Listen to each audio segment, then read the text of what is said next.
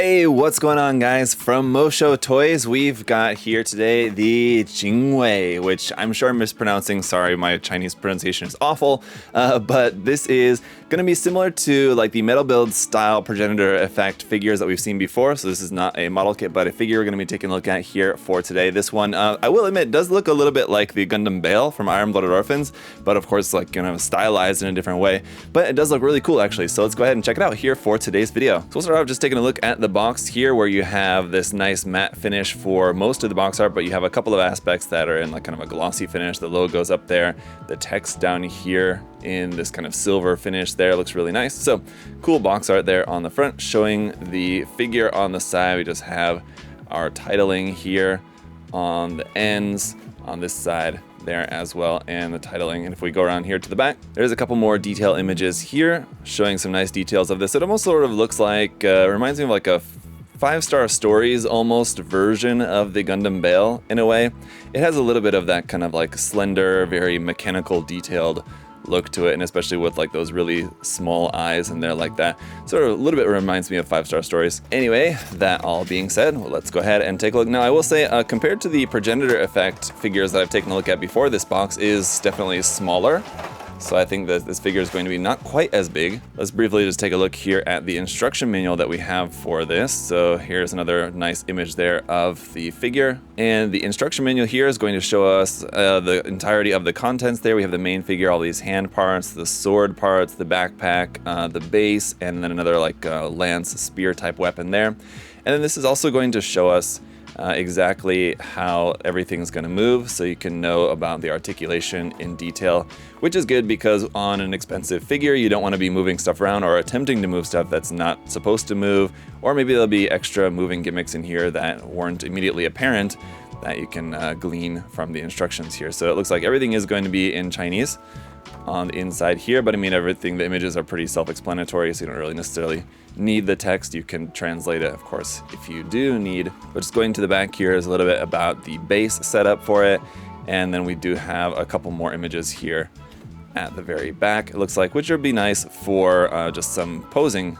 ideas. So there you go, all looks pretty nice. And then for our contents inside here, it looks like we've got a tray there at the bottom, 2 trays. It looks like the bottom one is going to be our base, which similar to the Progenitor effect ones, looks like it's going to be a metal base. And so I think that means that we're going to have magnets in the feet that will stick to that very nice and firmly. So that's good. There's some parts for the wings here and weapons there in that tray.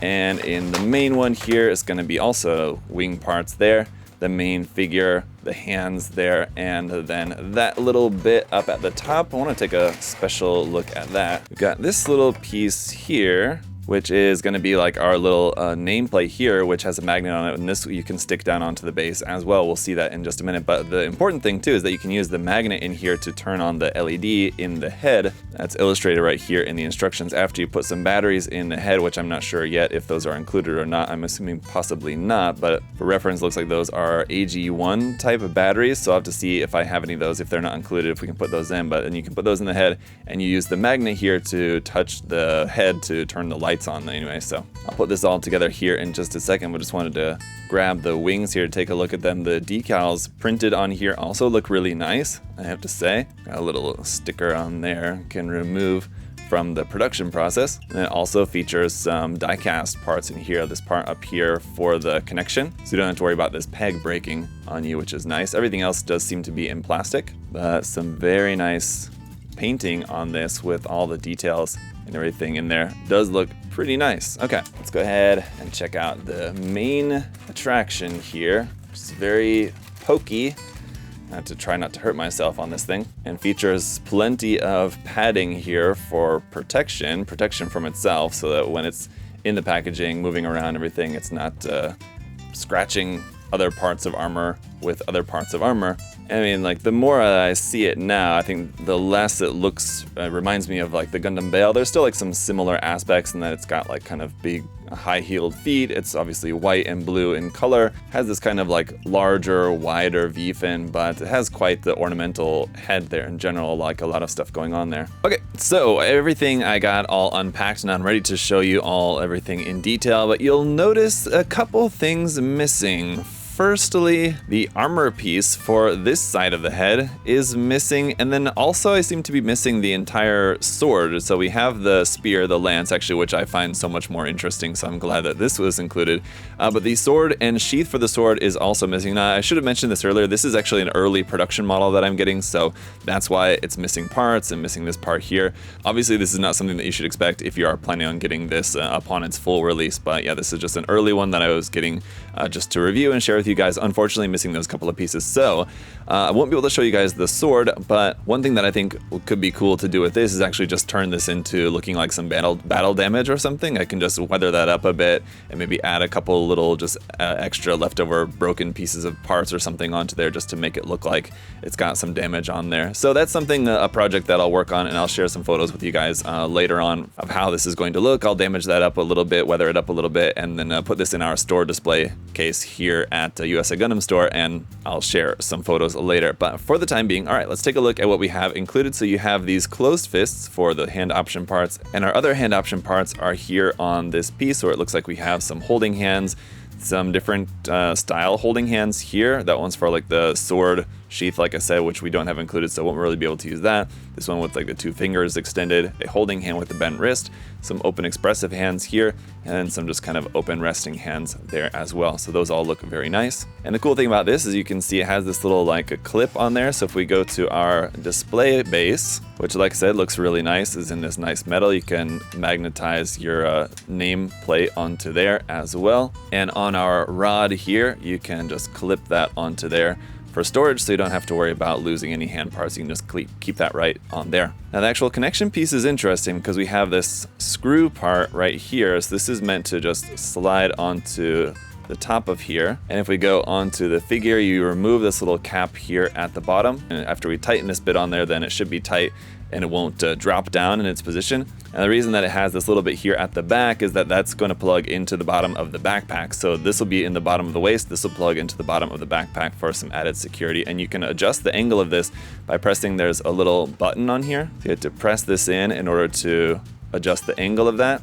And then once you've got it in the correct angle that you want, you just press this back through like that to lock that into place, and then that's not going to move. So on that note, let's take a look at the backpack here, which does on its own, of course, look like a bird. Now, I don't know if you can actually plug this onto the base just on its own. It wouldn't necessarily, well, I guess you could, because to plug this onto that clear part here, there's another cap on the bottom side of this that you have to remove out of there first. And I guess if you just attach this onto the base on its own, it could be, I don't know, something like that. You actually can't rotate this arm any farther forward than that, unfortunately. So anyway, the backpack here does look very cool. You have these clear parts that you install in there, and those are just attached via just some pins inside. And those appear to just use a standard 3mm hard point right there. So if you wanted to have these flying around as some sort of like bits or funnels sort of, you can do that. It seems, although we don't have any included stand for that, you would have to use some of the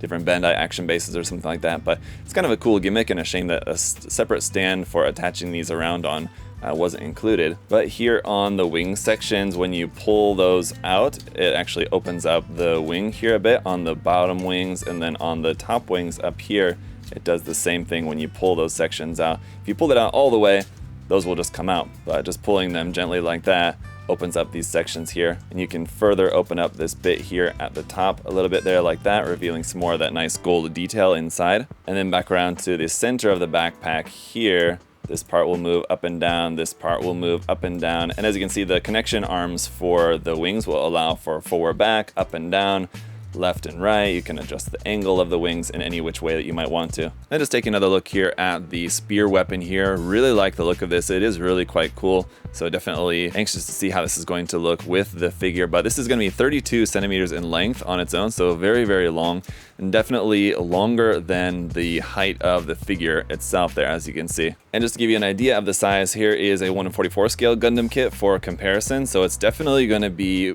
closer to like master grade size. It's larger than a typical master grade, not quite to like perfect grade size, but it's kind of somewhere in between. And then just taking a nice close-up look here at the main figure itself, like we've seen with the other MoShow figures, a lot of great detail between the painting, the markings, and everything on here. We have a really nice double joint there in the neck with lots of great painted detail inside there. So a lot of movement, the shoulder armor, the front and back pieces of the shoulder armor, the front and back sections here, along with these side sections here. Also, everything moves around here on the back. This is another cap piece that we're going to have to remove in order to plug the backpack onto there. You can see even here on the back side of the head, I like how you have this nice gold and gunmetal details on the back side of those parts for the armor of like the V-fin and face parts there. The arm's going to feature all of the articulation that you might expect. Nice double joint there in the elbow, which you are a little bit limited by this armor here, but I think if we turn that to the side, you can get a little bit more of an elbow bend there, and a lot of great detail here on the inside of the arm there. That gold and gunmetal does look really nice. This armor piece here on the side of the forearm also is able to move independently. It's just on a little ball joint right there, and then the same thing for our wrist joints. And in the torso, we actually have 2 points of articulation at the top and bottom there, so you'll get a nice ab crunch forward and back, and then the side-to-side movement is at the top joint there in the chest, and at the base of the torso we have rotation there. All of our skirt armor, of course, moves. The side skirts here, quite large and featuring a hard point there for plugging on the sword. You do have this connection piece that's for connecting the sword and scabbard onto there. I don't think that there's any way of connecting the spear onto the figure in any way, so basically it just needs to be held in hand. These back skirt bits, small as they are, those will of course move. And then underneath all of your skirting parts here, you have some very nice detail there, especially under these large side skirts. That underside detail there looks really, really nice. And then under our front skirts here as well. And not only that, the middle section of the kind of crotch armor there also moves, and the hip joint is on a swinging joint that can drop the leg down into the front for further range of movement upwards here. And the legs are very heavy feeling, definitely a number of die-cast metal parts in there to give this some really nice weight and solid feeling there to that very nice looking knee bend. All the little bits of detail and everything in here look really, really cool. And just to show you that knee bend one more time, just to see how all the armor pieces move, that knee armor piece moves out, and this part kind of slides up here. When we bend that, like that, looks really, really cool. Around here on the back of the leg, there's also this armor flap right there that moves, and then here on the sides of the ankle as well, those pieces move separately, and then this piece here at the top of the foot as well. The ankle is going to be able to move side to side if I can get a good grip on it here. This is also pretty tight because there's a die cast part in there, but you can adjust the ankles side to side, move the toe separately up and not so much down, but you can move the toe up and then point the entirety of the foot down like that. And underneath the toe part there is our magnet for magnetizing that onto the base. Now, having those magnets in the feet is a great idea on paper, although they do seem kind of small. In the kit is like the figure is pretty tall and heavy. I don't know if those magnets are really going to do that much or be strong enough to really keep it from like toppling over in the case of an earthquake or something like that. I don't know. But as you can see, just kind of shaking this gently, it is gonna fall over there. It would have fallen back if not for the rod there. So I mean, like, the magnets are definitely going to help it to stand. And the other issue then with the base is that it's not very wide, so you're not really going to be able to do like a very, if you wanted to have it like actually standing on the ground, you wouldn't be able to do like a really wide stance, you know, some kind of pose like this. Then the feet are going to be, or like at least one foot's going to be off the base, sort of like that. So anyway, you're probably going to be using this like up in the air and elevated, not actually on the base, but there are some pros and cons there with that. But all right, let's try out some poses here with this guy, and certainly very impressive. Although with mine, of course, it's not, or I'm not able to show you the complete figure. There is the LED effect in the eyes, which I don't have the batteries for, unfortunately, and I can't show you that. And then not including the sword and having, unfortunately, that part missing from the face armor. Barring all of that, still a really awesome looking figure here, I have to say, very impressive. So I can only imagine, you know, obviously once you have the full production version and it includes everything that it's supposed to include, and then with the LEDs on in the head too, it's also a cool gimmick. Now, as great as it looks straight out of the box here, it is definitely tempting for me to want to go in and do a little bit more actual like panel lining on it, because there's a couple little areas in particular where you have details like on the chest or the legs, and especially like in some of the areas of the white armor that I think would benefit nicely from having some of the smaller details brought out with a little bit of just like gray panel lining or something in there.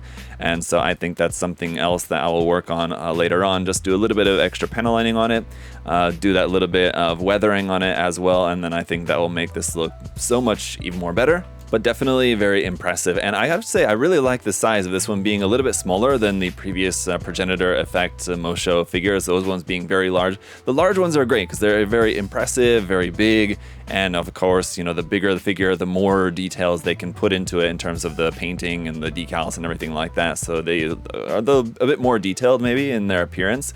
But I like that this one, it's a little bit smaller, so it's not going to take up quite so much space on your shelf. You don't need like a huge display space in order to put this in. This is still going to take up quite a bit of space because it is pretty tall, especially up on the base.